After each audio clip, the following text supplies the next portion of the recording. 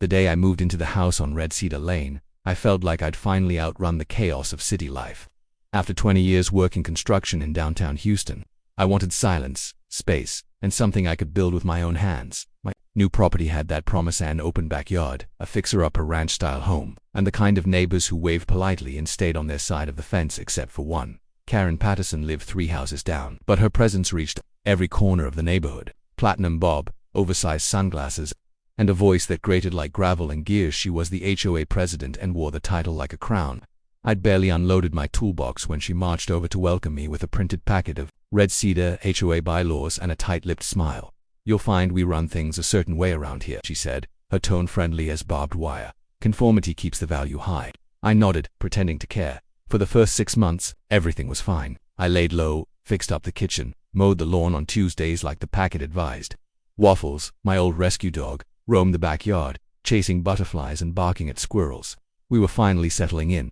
That's when the backyard began to sink. At first, it was subtle, a soft spot in the grass, barely noticeable, but by spring, it had dipped nearly a foot, like a crater was forming beneath the surface. I did some digging literally and found rotting concrete just beneath the soil, a forgotten in-ground pool, poorly filled and crumbling from decades of neglect. It wasn't just unsightly, it was dangerous. I called a contractor to confirm my suspicion. He shook his head after 5 minutes of probing. "This thing's collapsing. From the inside, if your dog hits the wrong spot, he's gone." That same week I pulled the city permits. No drama, no red tape. The plan was straightforward: dig it out, remove the concrete, refill with fresh soil, and reclaim the backyard. Crew arrived early Thursday morning. By noon, the rusted pool walls were being hauled into a dumpster. Dust flew, earth churned, and progress hummed in the air. That's when the shouting started. "What is going on here?" Karen, she stood at my gate in a pink pantsuit and matching fury, jaw clenched tight enough to crack her veneers. I wiped my hands on my jeans and approached, already regretting the interaction. "I'm removing a collapsed pool," I said simply. "Had a permit. It's all above board." Her eyes narrowed as she scanned the site like a general inspecting a battlefield. "You didn't submit a modification request to the HOA." I didn't know I needed one. The structure was buried unsafe, and the city approved the removal. Karen scoffed. "That doesn't matter. Any visible change to property must be approved by the Architectural Review Committee. That includes ground excavation." I raised an eyebrow. "Even for safety?" "Especially for safety," she snapped. "We have standards." I turned and walked away before I said something I'd regret. The next morning, I opened my door to find a police cruiser in my driveway. 2 officers stood by the mailbox, talking to Karen, who gestured wildly toward my yard like she was narrating a crime scene. One of the officers approached. "Morning, sir. Got a call about some unapproved construction, possible code violation." I motioned toward the permit still zip-tied to the post. "City approved. Nothing illegal happening here." He nodded. "Understood. Just needed to verify." Karen glared at me from behind his shoulder, lips pursed like a lemon. "You'll be hearing from the board," she spat. And I did. That afternoon, I received the first letter, a fine $500 for unauthorized landscape modification. It was followed by 2 more, $250 for visual disruption and $300 for excessive morning noise. The total, $1,050 for fixing a hazard in my own backyard. I stood by the crater that evening, the smell of fresh soil in the air, waffles curled at my feet, and stared at the envelope in my hand. The rules were one thing, the weaponization of them was another. Wasn't about bylaws or landscaping. This was war, and Karen had fired the first shot. Karen wasn't just relentless, she was organized. The first HOA letter had barely settled on my kitchen counter when the second wave hit. Notices began showing up daily, each one printed in sterile bureaucratic font and signed with stiff cursive flourish. Violation, failure to preserve community aesthetic.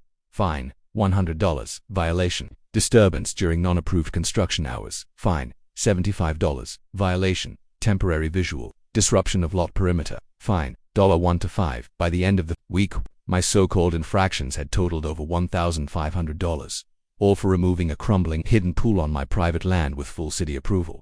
I contacted the HOA office, hoping to talk to a rational human. I got voicemail repeatedly. When I finally reached someone, was a part-time assistant named Cheryl, who offered little more than, "You'll need to bring it up at the next board meeting, sir." So I did. The meeting was held in the clubhouse on the 2nd Thursday of every month. I arrived early, file folder in hand, expecting a fair hearing. Instead, I walked into a room lined with folding chairs, a long plastic table at the front, and Karen sitting dead center like a queen on a throne. Her loyalists flanked her, all nodding like bobbleheads. I stood when they called my name. My backyard had a buried, collapsing pool. It posed a danger to my dog and my foundation. I secured city permits, hired a licensed contractor, and began removal. I didn't realize I needed HOA approval for something underground that wasn't even visible. Karen leaned forward, the corners of her mouth twitching with faux sympathy. You see, Mr. Wilder, our covenants clearly state that any change to landscaping visible from the street or neighboring yards must be approved by the Architectural Review Committee. But it wasn't visible, I countered. It was caved in, unsafe. That's irrelevant, she replied, her voice cold. You altered the grade of your lot. The neighborhood is designed with visual uniformity in mind. You disrupted that. A few residents shifted awkwardly in their chairs, clearly unsure whether to agree or hide. Karen continued. You should have submitted Form 8A before initiating any project involving excavation. You didn't. That's a violation. I paused. So you're saying I should have left a collapsing sinkhole in my backyard until your committee decided whether it was aesthetically pleasing enough to fix? Silence. Then Karen smiled. We're not here to debate logic, we're here to enforce rules. That line stuck with me for days. I appealed the fines. Rejected. I wrote to the HOA lawyer. No response. I even emailed a picture of the original city permit to the board. Nothing. A week later, I returned from the grocery store to find orange flags and marker paint all over my backyard, lines cutting across the soil like a crime scene. A laminated sign had been zip-tied to my gate. Notice of restoration demand. Lot must be returned to original visual state within 14 days to avoid legal action. I stood frozen, grocery bags dangling from my fingers. Waffles sniffed one of the flags, growling low. The message was clear. They wanted the pullback whore, the illusion of it. Karen had escalated from petty fines to a full-blown restoration order. She wasn't just punishing me. She was making an example out of me. Later that night, I heard a knock on the door. It was my neighbor, Henry, a soft-spoken retired mechanic who'd always waved kindly but never lingered.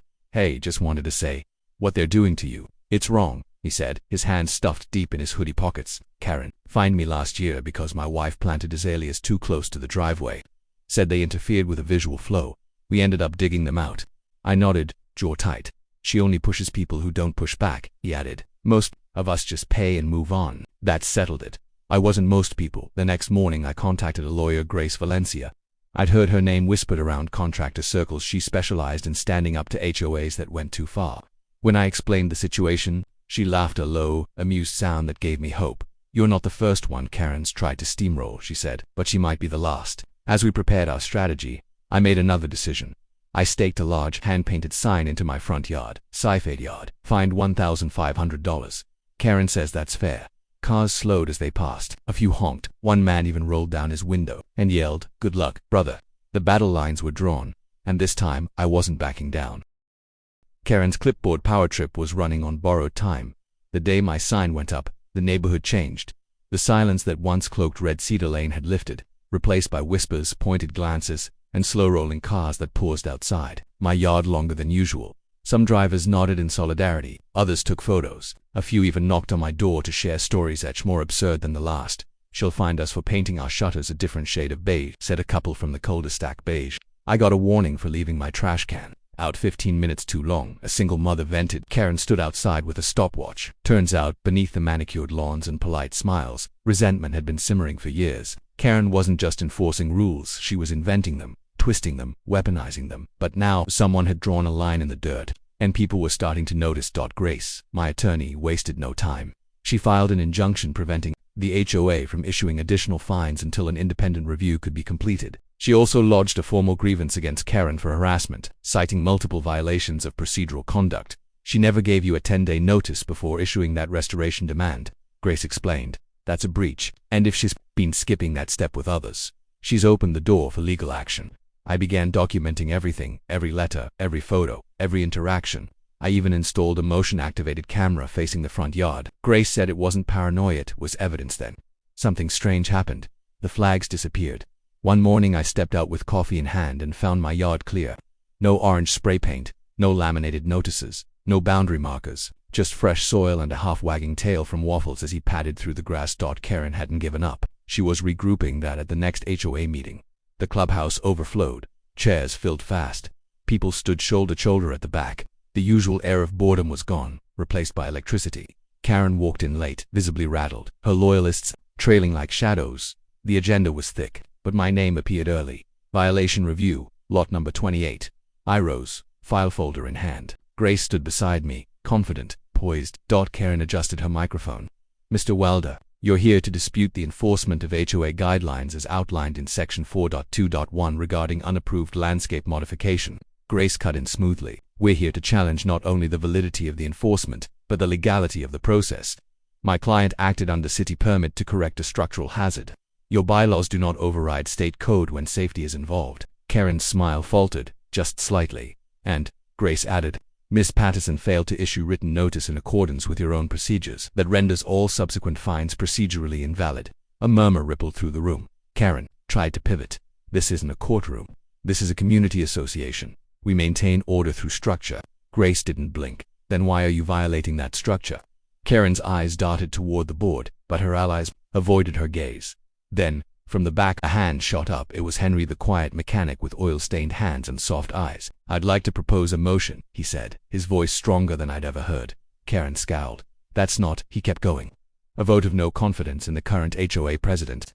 The room fell dead silent. Someone coughed. Another person whispered, seconded. Karen looked stunned, like she'd been slapped with her own clipboard. This is my meeting, she snapped. You can't hijack it. Grace leaned toward her microphone. Actually, per Article 9, any member may introduce a motion for board consideration with one verbal second and a majority quorum present. I almost laughed. Karen had spent years wielding the bylaws like a sword. Now they were her chains. After a long, tense pause, the board reluctantly acknowledged the motion. A vote was scheduled for the following month. Karen stood abruptly, red-faced and trembling, and stormed out of the clubhouse without another word. The moment the door shut behind her, the room erupted in quiet applause. It wasn't just about me anymore. It was about every flower ripped from a front yard, every kid scolded for sidewalk chalk, every ridiculous fine that sucked the joy from a neighborhood. Karen's reign was cracking. And with the vote approaching, the fall of the Queen seemed inevitable. The days leading up to the vote were filled with an energy Red Cedar Lane hadn't felt in years. Lawn chairs gathered in front yards, neighbors lingered at mailboxes longer than usual, and front porch conversations grew louder, more purposeful. Karen's once tight grip had loosened in for the first time. People were daring to breathe. Every day, another story surfaced. She fined my son for leaving his basketball on the driveway overnight. We paid over $600 in grass-length violations while my husband was deployed. She told my daughter her chore card was a graffiti offense. It wasn't just about property anymore. It was about dignity. Meanwhile, Karen vanished. She stopped attending board meetings, stopped walking her tiny designer dog, stopped making rounds with that ever-present clipboard. Her kingdom was crumbling, and even her allies had grown distant, unwilling to go down with her. The night of the vote, the clubhouse was packed to bursting. Folding chairs lined every wall. The back doors stood propped open with bricks, and folks just spilled into the parking lot.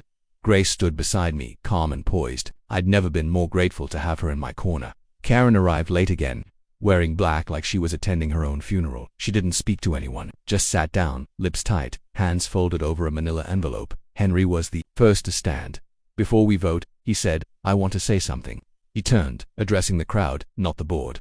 I bought my home here because I wanted peace and retirement. I didn't expect to feel like a prisoner in my own yard. This isn't a military base. It's a neighborhood, and we forgot that somewhere along the way someone clapped, then another.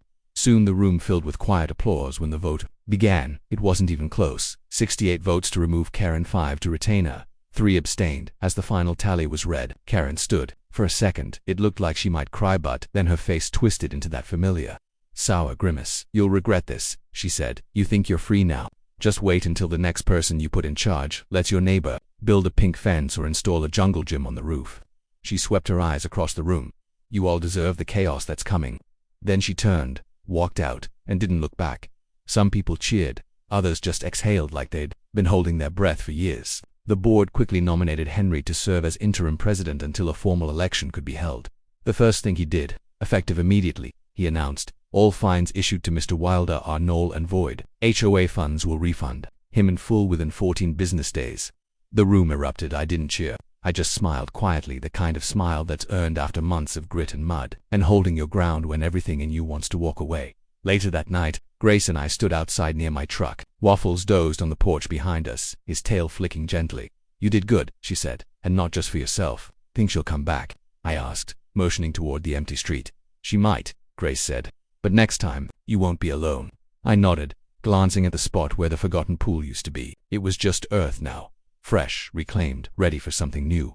The following weekend, neighbors I'd barely spoken to offered to help me plant a garden, their real dirt under the nails kind of work. Kids ran through sprinklers. Someone set up a barbecue. Even the couple from the cul-de-sac brought lemonade and folding chairs. It felt like a neighborhood again. No fines, no flags, no fear. Just people tired of being controlled, remembering they still had a voice. Red Cedar Lane was still quiet, still neat, still suburban. But now it was ours.